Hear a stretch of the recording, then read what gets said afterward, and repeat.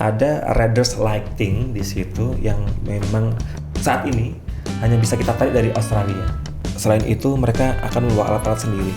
Kalau untuk tahun ini, kira-kira dari Raja Wali sendiri ada wishlist apa sih? Hai Tribuners, apa kabar? Balik lagi nih dalam podcast Tribunnews. Dan kali ini Sarah nggak sendirian dong. Kita sudah ada bintang tamu spesial di balik konser Dream Theater. Kita langsung saja sapa, ada Direktur Raja Wali Indonesia, Mas Taufik Rahaja. Ya, silakan Mas Taufik. Ya, terima kasih. Oh, ya, tepuk tangan dulu dong, ya kan? Terima kasih Mbak Sarah sudah diundang di Tribun Solo di hari ini. Iya, saya juga terima kasih Mas Taufik bisa meluangkan waktu nih. Pasti sibuk banget dong ngurusin Dream Theater yang mau konser ya kalau nggak salah tanggal 10 besok. Betul, tanggal 10 besok di Stadion Manahan, area parkir A dan B. Jadi nanti ketemu di Stadion Manahan, konser Dream Theater Top of the World Tour. Dan ini adalah konser satu-satunya di Asia. Ada 2 negara di Asia, ada Indonesia dan juga Jepang gitu. Jadi satu-satunya di Indonesia. Jadi satu-satunya di Asia Tenggara itu cuma Betul, Indonesia Asia Tenggara, aja. betul. Wow, jadi masyarakat Indonesia, apalagi yang ngefans sama Dream Theater patut berbangga dong ya. Raja Wali loh yang ngedatengin Dream Theater ke Indonesia, ke Solo. Nah, tapi sebelum kita nanti mau ngobrolin lebih lanjut soal Dream Theater, kayak pengen tahu nih sebenarnya tuh Raja Wali Indonesia apaan sih? Kan katanya kalau nggak kenal maka nggak sayang ya Mas ya. Boleh dong diceritain soal Raja Wali Indonesia? Ya, Raja Wali Indonesia sendiri adalah promotor musik, berangkat dari Yogyakarta. Selain itu kita juga event consultant gitu ya, dan event management. Ada 5 festival musik besar di Indonesia yang kita bidani. Ada Prambanan Jazz, ada Jogja Rokarta Festival, ada Batik Musik Festival, ada Mocosi Festival. Kemudian ada satu lagi Jogja Rokarta gitu. Jadi ada 5 festival besar. Kemudian selain itu kita juga buat bikin konser-konser di konser artis internasional, artis nasional gitu ya. Konser tunggal gitu ya. Tidak saja ada di Jogja tetapi juga tidak di Jakarta, tapi kita mencoba lebih merata lagi bisa ke banyak daerah di Indonesia. Ya harapannya sih kita pengen ngangkat musik turismenya yang ada di Indonesia ya. Jadi punya banyak pilihan gitu. Oke, jadi kalau kalian pengen tahu Raja Wali Indonesia tuh apa sih? Jadi kayak sebuah promotor gitu. Kalau kalian tahu konsernya Westlife, terus Mariah Carey yang ada di Indonesia ini, nah promotornya adalah Raja Wali Indonesia. Hebat banget nggak tuh, ya kan? Wow, ini artis-artis besar luar negeri loh yang didatengin ke Indonesia langsung. Pasti juga ada kendala. Kalau nggak salah itu juga mengawali dari proyek-proyek kecil dulu sampai sekarang bisa gede banget. Betul. Ya kan? Boleh dong ceritain. Ya kalau cerita soal sejarahnya Raja Wali Indonesia pertama kali itu sebelum ke Raja Wali Indonesia malah justru core bisnisnya adalah penerbitan buku. Didirikan oleh sekarang posisi komisaris yaitu Pak Anas Syahrul Alimi. Dari mulai penerbitan buku terus kemudian dapat pekerjaan IO-an musik gitu ya, bikin konser, dan dari situ mulailah satu persatu konser kita buat gitu ya. Raja Indonesia dari mulai 2008 kemudian mulai berangkat ada konser secara agenda agak lebih banyak gitu. Kita yang pertama kali menggabungkan ada Glenn Fredly, almarhum Glenn, kemudian ada Tompi, ada Sandi Sandoro untuk gabung menjadi Trio Lestari. Waktu itu sih namanya belum Trio Lestari. Kita buatkan konser di beberapa kota gitu ya, tour gitu ya. Dari situ mulai intens untuk bikin konser musik. Tapi kalau ngomongin soal festival musik, baru Prambanan Jazz Festival adalah festival musik terlama kami. Itu tahun ini adalah tahun ke-8. Itu mulai dari 2015 gitu. Pertama kali di Candi Prambanan, di line up-nya waktu itu masih Kenny G dan beberapa artis Indonesia gitu. Oke, jadi emang berawal dari proyek kecil lalu sampai ngehandle Prambanan Jazz. Betul. Ya selama 8 tahun loh. Nah, kalau cerita soal Prambanan Jazz yang kita pasti udah hafal banget setiap tahunnya hampir ada gitu. Ada nggak sih treatment khusus ketika membuat Prambanan Jazz dari tahun ke tahun supaya lebih istimewa gitu? Ya kalau sebenarnya sih cerita Prambanan Jazz itu juga agak sedikit unik. Jadi kayak semacam ada sedikit kecelakaan gitu ya. Kita sempat dealing dengan salah satu venue yang ada di Jogja, ballroom gitu. Kita mau buatkan sebuah tontonan konser eksklusif seperti itu. Kita kontak Kenny G untuk didatangkan. Kemudian ada komunikasi yang membuat dari pihak dari pihak hotel itu, dari pihak venue-nya itu membatalkan sepihak gitu. Akhirnya tapi kami kan harus menjaga komunikasi dengan artis internasionalnya ya, karena juga itu bagian dari track record pekerjaan kita nanti ke depannya gitu, supaya lebih memudahkan.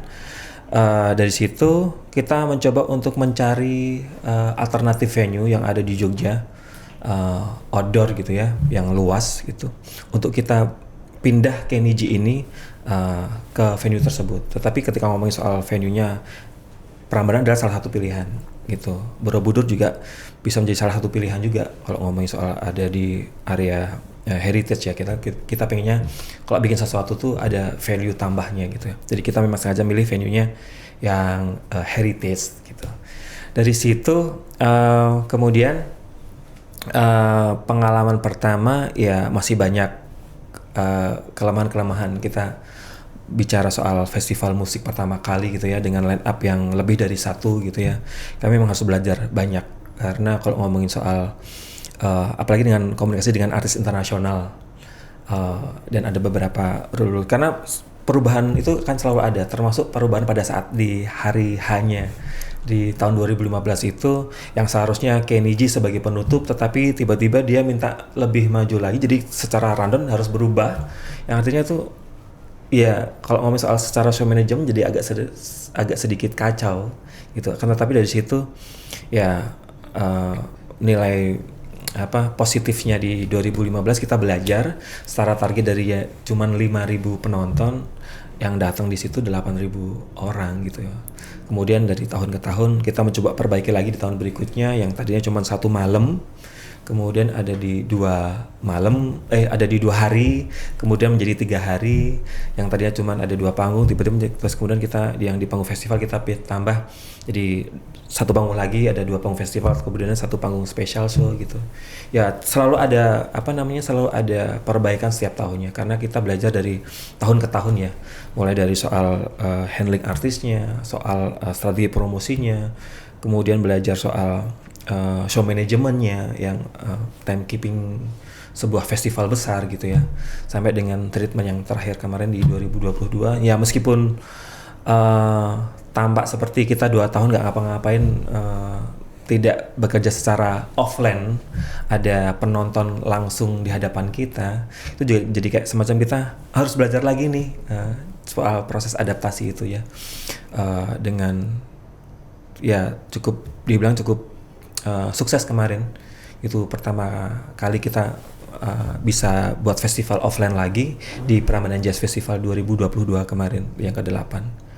Ya secara target penontonnya melebihi target gitu ya. Dan ya meskipun belum bisa kapasitasnya secara normal, masih social distancingnya, awalnya kita announce-nya masih dengan kebijakan yang social distancing, protokol kesehatan yang sangat ketat gitu ya.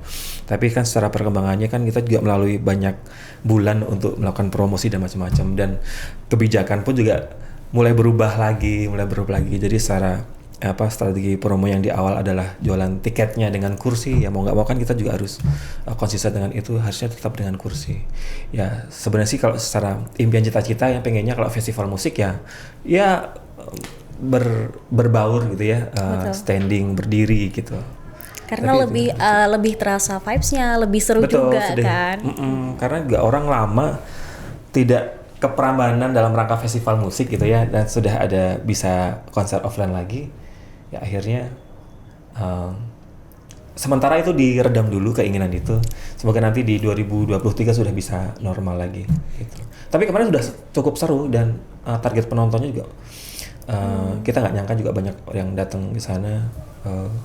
Protokol kesehatan pun juga kami lalui dengan tertib. Ada vaksinasi di lokasi gitu ya, vaksin booster kita siapkan juga. Terus kemudian juga ya orang pakai masker gitu.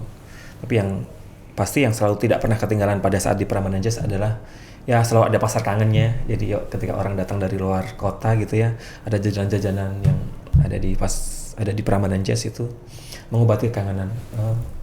Musik, jajan, terus nongkrong, ya macam-macam. Apalagi ketemu orang-orang baru di Betul, sana. ya. Kayak nambah relasi juga gitu kan. Nah ini kan Raja Wali Indonesia banyak banget project yang udah dikerjakan atau sedang dikerjakan dalam proses ini. Pasti ada dong ciri dari Raja Wali Indonesia ketika mau menampilkan suatu karya dalam sebuah event itu. Ciri utamanya sih sebenarnya tidak melulu soal line up dan juga konsep-konsep itu, tetapi ada hal-hal yang pengen kami angkat ke permukaan soal musik turismenya. Jadi memang sengaja pilihan venue-nya itu tidak di kota-kota mainstream seperti Jakarta yang memang secara agenda konsernya bisa setiap bulan tuh selalu ada gitu ya. Tetapi kita pilih venue-venue yang memang ada nilai heritage atau terus kemudian memang ada nilai kelokalan yang sangat menjadi ciri khas sebuah kota gitu ya, untuk kita jadikan venue gitu. Jadi ya apalagi kalau ngomongin soal artis internasional, meyakinkan mereka, komunikasi dengan mereka,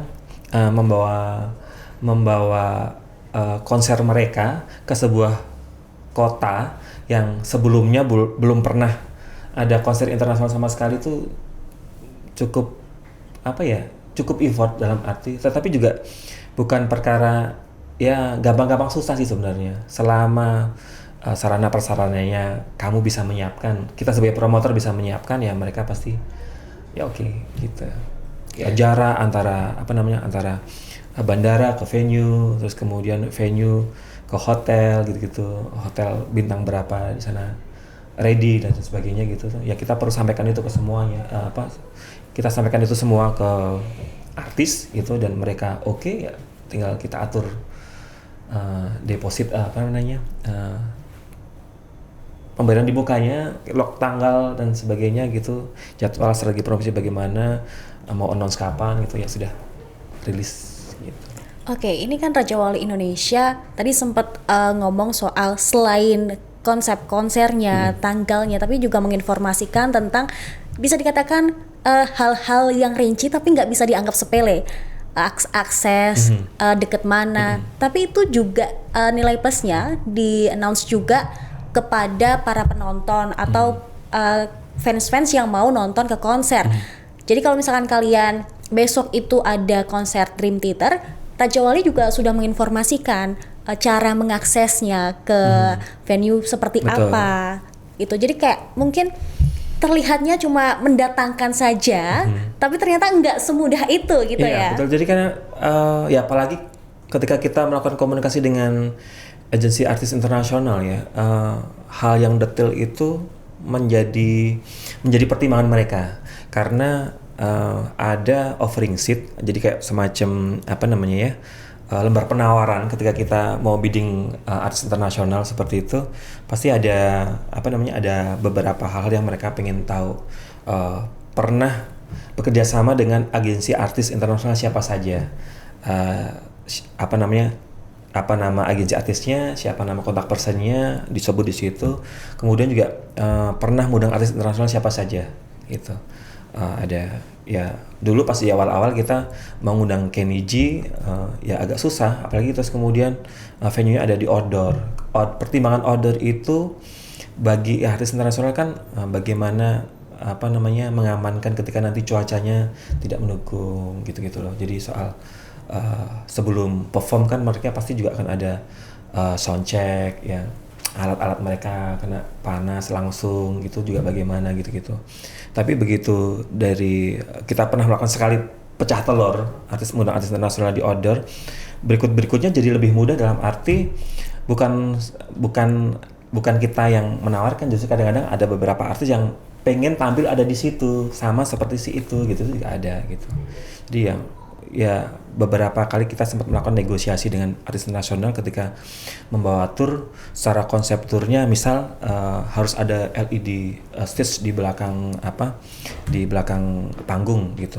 Tetapi karena kita pengen mengekspos ada Candi Prambanannya, ada Candi Borobudurnya, kita perlu negosiasi bahwa bisa nggak yang backstage LED backstage-nya itu LED belakangnya itu dihilangkan gitu. Jadi supaya kita bisa benar-benar ekspos si candinya gitu ya, ekspos background gitu. Itu yang kami lakukan untuk ya kalau ngomongin soal karakter Raja Indonesia pernah bikin itu ya ada value-value soal ngangkat heritage-nya gitu juga. Jadi juga memperkenalkan soal Indonesia ya, nggak melulu kita selalu ambil dari luar, tapi supaya orang luar juga tahu Indonesia itu tuh kaya banget loh akan budaya. Ya kalau ngomongin soal artis internasional datang ke sini kan juga bagian dari strategi promosi budaya ya, dalam arti kalau kita mungkin membayar mereka sebagai endorser untuk mempromosikan Indonesia gitu ya, mempromosikan tempat-tempat wisata atau destinasi yang pengen kita angkat gitu.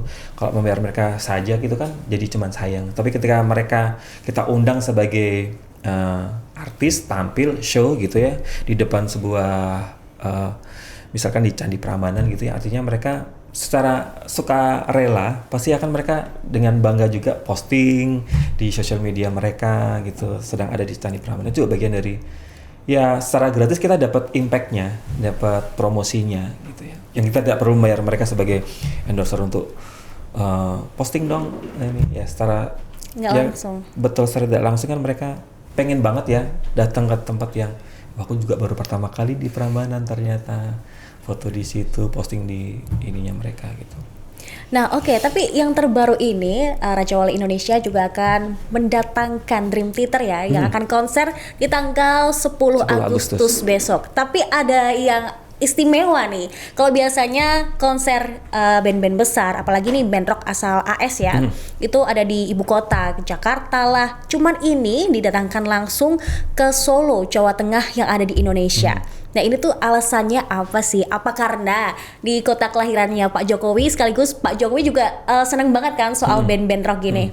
Ya sebenarnya sih kalau ngomongin soal konser Dream Theater di tahun 2022 ini adalah ya bisa dibilang adalah postpone konser Dream Theater yang kita pengen bikin di tahun 2020 gitu. Tapi waktu itu 2020 kena badai pandemi, kemudian kami harus postpone. Menunggu postpone-nya itu memang cukup waktu yang lama. Jadi selama 2 tahun terakhir saya mencoba untuk komunikasi intens dengan mereka untuk dapetin jadwal, tapi juga nggak pernah ada jadwal yang melipir-melipir ke Asia gitu ya. Nggak ada, dari Australia pun juga belum yang ini. Tetapi ya barengan sama yang album kali ini mereka mau nih gitu. Jadi justru malah sebelum berangkat ke Jepang mereka mampir ke Indonesia dulu, baru terus kemudian nanti ke Jepang gitu. Kalau ngomongin soal pilihannya kenapa ada di Solo, sebenarnya ya ada obrolan santai sebelum ini ya. Jadi sebelum pilihan ada di Solo dan sebelum Mas Wali Kota sebagai Wali Kota gitu. Oke, Mas Gibran sebagai Wali Kota Solo ya. Wali Kota Solo gitu ya. Kan pengen ada jadi semacam musik tourism. Tadi balik lagi soal musik tourism gitu yang pengen kita angkat gitu ya. Dream Theater di 2017 juga pernah kita buat di Kridosono pada waktu Jogja Rokarta Festival. Kemudian kita pengen bikin sesuatu yang nggak narik yang dari tadi yang postpone dari Jakarta, memang bisa sempat ditawarin ke Mas Gibran, mau nggak Mas ini mampir ke Solo gitu. Itu tadi yang sempat saya cerita di awal soal perlu meyakinkan agensi artis internasional untuk mereka mau berangkat ke sebuah kota untuk mereka bikin konser turnya di sana gitu. Itu tadi soal uniknya, bukan unik ya. Cerita serunya adalah kita tuh agak cukup waktu lama untuk menentukan rute penerbangan mereka untuk berangkat ke Solo. Yang tadinya dari pihak mereka tuh mencoba untuk mencarikan rute penerbangan ke Solo tuh lewat apa saja, apakah lewat Solo bisa, lewat Jogja apakah bisa dan sebagainya. Akhirnya terus kemudian pilihannya mereka turun di Jakarta, kita siapin sleeper bus dari Jakarta ke Solo, dan kami juga kasih estimasi waktu kira-kira kalau sleeper bus itu berapa lama gitu, dan mereka oke dengan itu.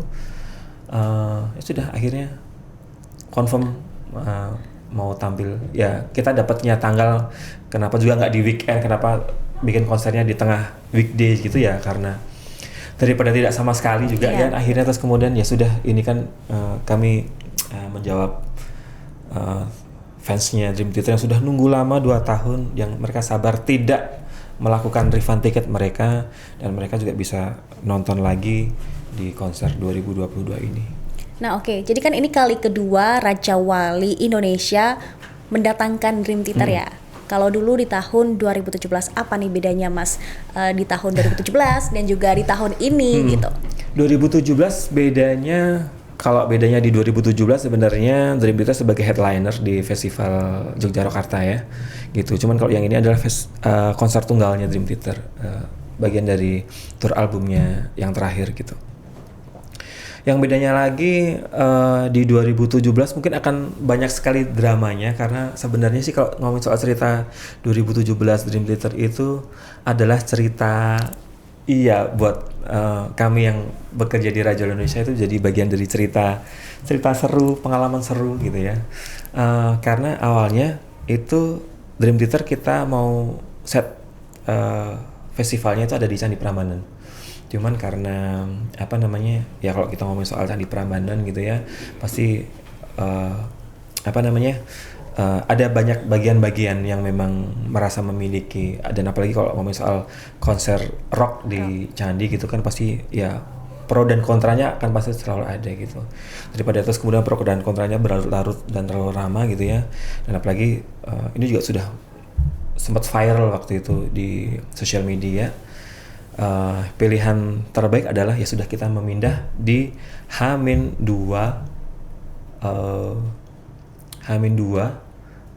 pelaksanaan konsernya. Artinya bahwa ya Bandung Bondowoso versi baru itu terjadi, karena kalau ngomongin soal sebuah panggung musik internasional gitu kan, biasanya kita nyiapin dalam kurun waktu ya 7-10 hari, dan ini kita hanya siapin cuma dalam 2 malam gitu ya.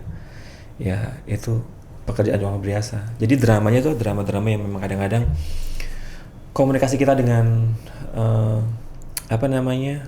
tour manager, manajer produksi, production manajernya mereka itu juga emosinya tuh sangat-sangat terasa sekali, karena ya marah, terus kemudian sampai sedihnya setelah event itu jadi dapat banget tuh, karena ya dramanya itu ada di 2017 gitu. Itu yang terjadi, dan ya yang kali ini sih semoga sih lebih lancar, lebih enak, karena juga secara line up-nya juga kita secara prepare-nya, kalau sekarang sih prepare-nya irisan secara waktu loading-nya cuman barengan sama Asian Para Games saja di venue yang sama gitu ya. Ya keren sekali Solo punya event internasional dalam waktu bersamaan gitu ya, dan ini juga bagian dari pasti secara kunjungan tamu-tamu datang ke kota Solo pasti wah jadi salah satu alasan kenapa dipilih di kota Solo itu ya.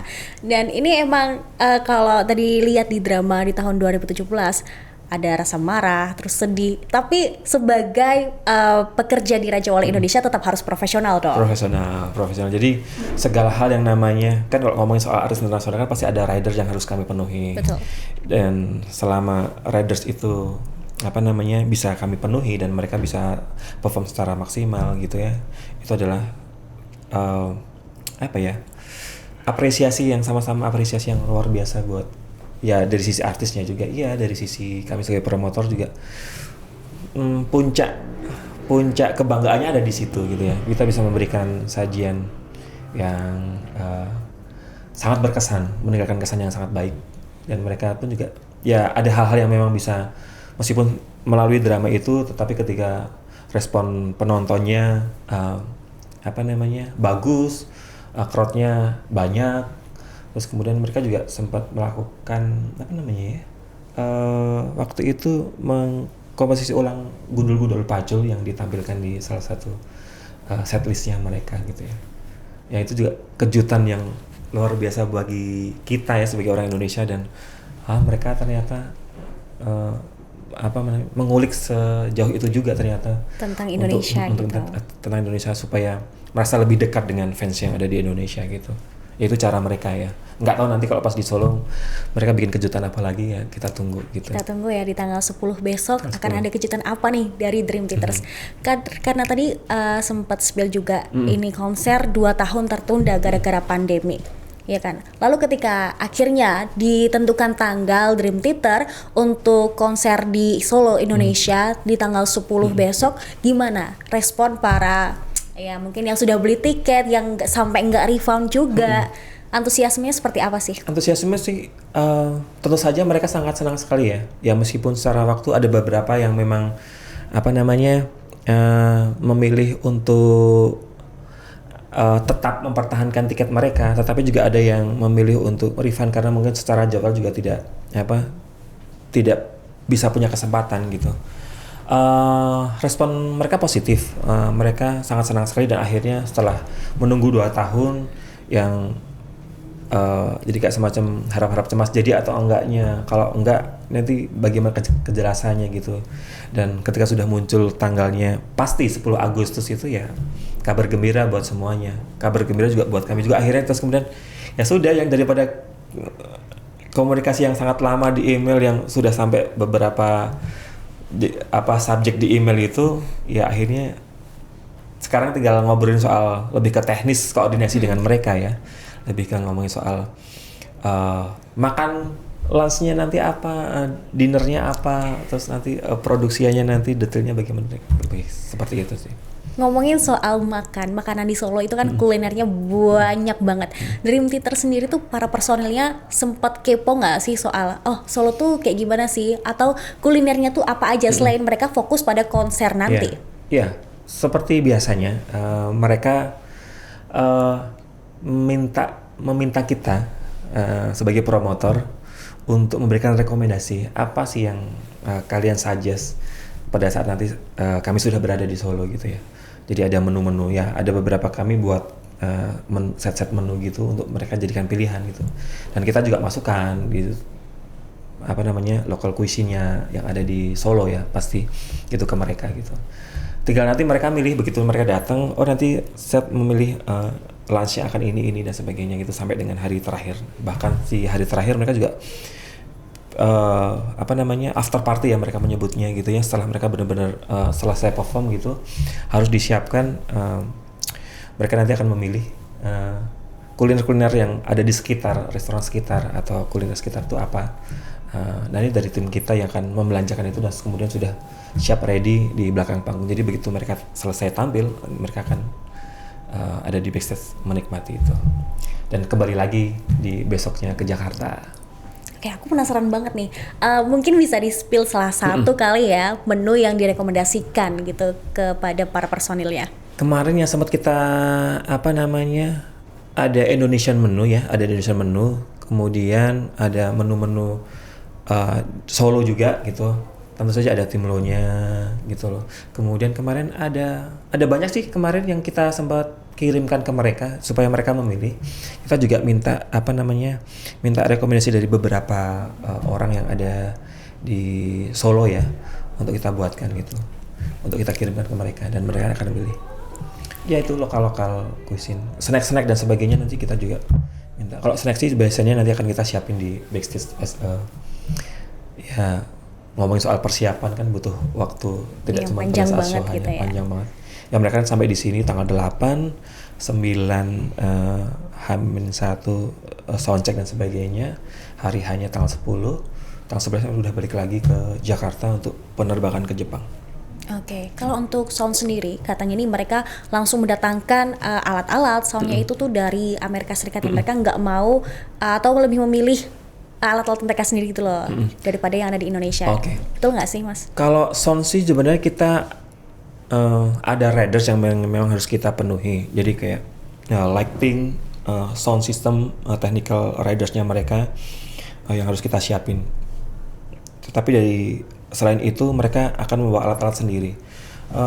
Konfirmasi sudah ada 25 box yang sudah sampai di Jakarta dan tinggal dikirim nanti pada saat jelang ya tanggal 8 tuh sudah sampai di sini, tanggal 9 sudah set up, sudah serah terima dengan mereka. Cuma yang unik ini yang salah satu membuat komunikasinya jadi sedikit lebih panjang itu adalah ada riders lighting di situ yang memang hanya bisa saat ini hanya bisa kita tarik dari Australia, yang ada di Australia. Nggak tahu bentuknya lightingnya seperti apa. Nah nanti lihat saja di tanggal 10 Agustus di Stadion Manahan gitu ya. Ya ini lighting dari Australia, ya tentu saja kalau ngomongin soal lighting dari Australia, cost dan produksi gitu pasti ya memang harus dipenuhi ya. Harus dipenuhi ya karena mereka kan konfirmasi ya mereka sudah memberikan tanggal waktu start di 10 Agustus terus kemudian ya setidaknya apa-apa yang mereka, karena kami sudah mencoba untuk counter mereka gitu ya untuk beberapa kasih opsi pilihan gitu dan mereka tetap menginginkan itu. Ya sudah ya selama itu bisa kita penuhi dan kita bisa komunikasi sama mereka ya sudah akhirnya ya terjadilah tanggal 10 Agustus itu. Jadi muncul tanggal 10 Agustus itu ketika yang ridersnya itu sudah ready semua. Oke, kamu ada di sana. Apa namanya? Secara speknya Indonesia punya. Lighting juga ini ada, Indonesia ada. Yang ini nggak ada, berarti memang harus dicarikan. Tolong kamu carikan di deket-deket di Indonesia mana yang ada gitu. Tapi dari Australia gitu. Yang lainnya sih so far aman ya. Oke. Gitu. Berarti memang harus dipenuhi juga. Ketika lightingnya itu sudah ready, maka terbitlah tanggal di 10 Agustus iya, itu betul. Ya. Berarti mungkin bisa ditarik kesimpulan lightingnya ini yang ditunggu-tunggu juga gitu, yang terpenting ya. Lighting yang ditunggu, ya mungkin bisa jadi lighting itu juga akan menjadi bagian dari performance mereka ya. Selain ada beberapa technical riders, materi LED yang ada di belakang, nanti seperti apa mereka sudah kirimkan materinya untuk dilihat di preview, kemudian juga secara spek LED-nya itu yang kemarin yang cukup waktu lama untuk menentukan keluar tanggal 10 Agustus terus kemudian kita buru-buru, jadi kesannya sih memang buru-buru yang secara persiapan sangat singkat sekali, promosinya memang nggak cukup waktu banyak gitu ya karena kita nunggu terus kemudian dapat tanggalnya ya mau nggak terus kita harus segera rilis tanggalnya. Kalau untuk target tiket berapa sih? Kalau secara kapasitas ada di 10.000. Pembeli tiket lama itu kalau pembeli tiket lama sebenarnya sih itu yang tidak melakukan refund ada 1.800. Kemudian sampai sekarang itu sudah di 50% ketambah 1.800, kita sudah ada 7.000. Itu sisanya ada beberapa tiket yang tidak semuanya ada di tiket apa saja, tetapi juga nanti bisa ada beberapa program-program tiket dengan para sponsor gitu yang sisanya itu. Jadi so far sih tiket masih bisa didapatkan di tiketapasaja.com. Oke, kalau untuk persiapannya ini kan tadi dibilang persiapannya emang agak mepet ya dibanding mungkin project-project yang lainnya gitu. Sejauh apa sih untuk saat ini? Sejauh sudah kalau secara persiapan karena kita memang barang-barang belum ada di sana semua ya, belum ada di venue gitu ya. Ya bisa dibilang sudah 70% ya komunikasi kita clear dengan mereka, tinggal mengkonfirmasi jadwal loading, jadwal dengan mereka. Ya tinggal perintilan-perintilan, tetapi itu juga bagian dari sesuatu. Kalau tidak ada itu pasti juga nanti akan mengaruhi penampilan mereka ya. Mereka juga pasti secara logistik mereka di sini butuh makan, ya bagian dari hospitality, kendaraan, bisnya gitu ya. Cuman hal-hal yang perlu kita konfirmasi lagi ke para vendor gitu. Selama ini berarti untuk menunggu sampai hari H ya, cukup berkomunikasi secara intens dong Betul. ya Pak untuk Betul. ke pihak Dream Iya, Theater sendiri. apalagi kalau kita ngomongin soal jam jam efektifnya gitu ya, kan kebalikan dengan kita ya. Jadi saya otomatis mungkin kalau agak punya lingkar hitam di mata mungkin karena memang sering begadang, karena di saya mencoba komunikasi dengan mereka itu mulai dari jam 8 malam sampai dengan jam 6 pagi. Itu adalah waktu efektif mereka. Ketika saya kirimkan email pasti akan dibalas sama mereka. Ya pasti ada waktu yang saya juga lelah tidur gitu, terus kemudian juga jadi skip. Saya kirim siangnya, nanti balasnya pasti ada delay waktu karena mereka pasti kan waktu istirahat. Tapi ketika di jam-jam itu ya pasti akan fast respon. Saya kirim apa nanti dia akan reply gitu. Jadi agak sedikit kebalikan sih waktunya di sini. Jadi perjuangannya sih itu ya, semoga nanti di tanggal 10 bisa memberikan mereka juga bisa memberikan penampilan terbaik mereka di Solo. Totalitas semangat ya Raja Wali Indonesia ini sampai Mas Taufik nih sebagai direktur meluangkan waktu tidur ya. Ya karena apa ya, dari awal sih memang komunikasinya dengan saya juga dengan Pak Anas waktu itu dan intens. Ada beberapa hal yang memang sudah kami coba delegasikan ke tim divisi yang terkait. Ada soal hospitality, produksi, kemudian nanti yang lain soal media dan macam-macam gitu. Tapi ada beberapa hal yang memang harus saya kawal secara langsung ke pihak artis manajemen dan juga agensinya, tour manajernya gitu. Jadi yang pengennya sih nggak ada celah, dan apalagi ketika kita mendapati yang namanya riders gitu kan pasti juga banyak sekali persepsi berbeda membaca sebuah riders gitu ya, supaya ini benar nggak kayak gini maksudnya gitu. Jadi saya sering ngumpulin tim gitu untuk coba membedah riders, terus kemudian dari riders itu supaya nanti pada saat mereka sudah sampai di sini yang mereka minta sudah tersedia gitu aja. Untuk antisipasinya sendiri di konser besok tanggal 10 apa aja nih Mas? Termasuk juga keamanannya ya? Kalau soal keamanan, yang pasti kami menyiapkan selain terkait soal izin keramaian yang itu didukung oleh polisi, kami juga menyiapkan terkait soal security personal yang akan nempel ke mereka. Kemudian juga bagian dari standar penyelenggaraan event di masa pandemi gitu ya, bahwa protokol kesehatan juga tetap masih berlaku, masker gitu. Kemudian juga bagian dari, kalau kita ngomong soal event juga bisa menjadi bagian dari campaign vaksinasi gitu ya. Jadi kami juga tetap menyiapkan vaksinasi di lokasi gitu. Bagi yang memang belum vaksin kedua, mau vaksin booster di sana juga bisa disiapin gitu juga. Ya kadang-kadang juga orang bisa vaksin gitu ya, mumpung karena ada kesempatan, ada di situ dekat, terus kemudian kami sudah siapkan di sana bekerjasama dengan dinas terkait yang ada di kota tersebut. Jadi kayak semacam harapannya sih nanti semakin bisa ramai lagi event-event offline gitu ya di 2023 ya, syukur-syukur sudah bisa kembali normal lagi gitu ya, sudah tidak lagi dengan ya sekarang kan sebenarnya juga sudah mulai kabar baik gitu ya, konser offline dengan kapasitas yang lebih daripada 1.000 gitu kan sudah bisa terselenggara. Itu juga buat kabar baik bagi kami sebagai pelaku event ya. Dan ini juga dirasakan banget buat promotor-promotor yang ada di Jakarta, di daerah-daerah juga ya. Berarti ketika kemarin pandemi lagi naik-naik banget COVID-nya, apa nih imbasnya langsung ke para promotor terkait?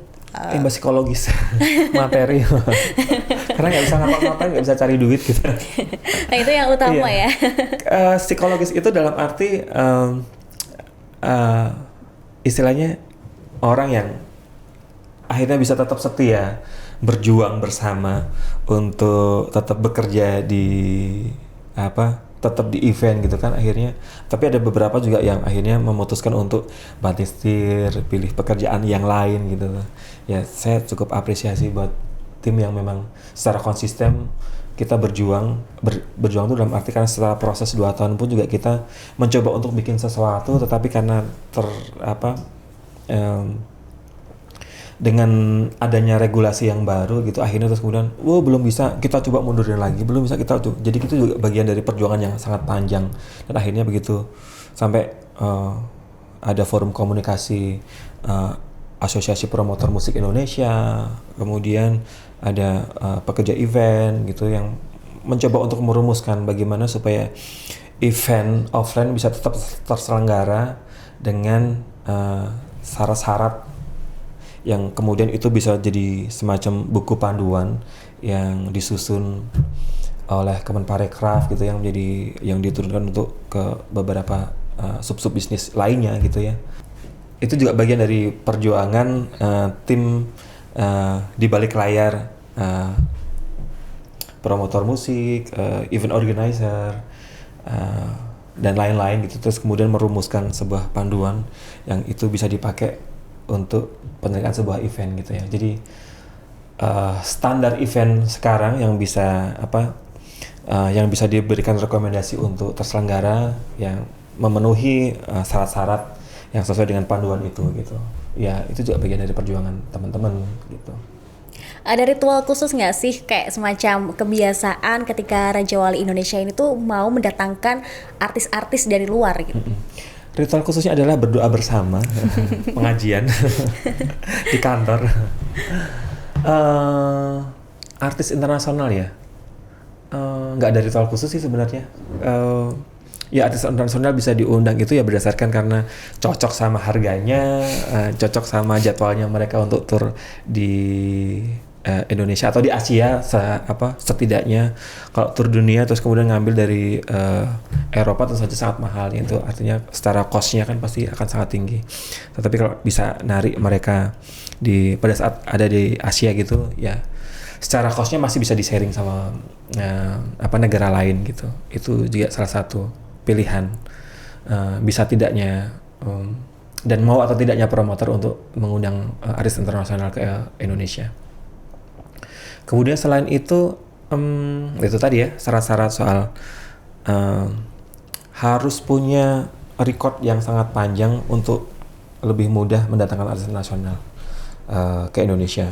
Ketika ada jaminan itu kan artinya bahwa kamu sudah pernah mengundang A, B, C, D gitu, artinya bahwa aman nih, tinggal aku melakukan komunikasi terkait soal hal-hal teknis lain gitu. Sehingga pihak artis dan manajemen pun percaya gitu. Betul. Ya. Tapi kalau untuk Dream Theater sendiri, ini kan tahun 2020, alasannya apa sih mendatangkan mereka tuh?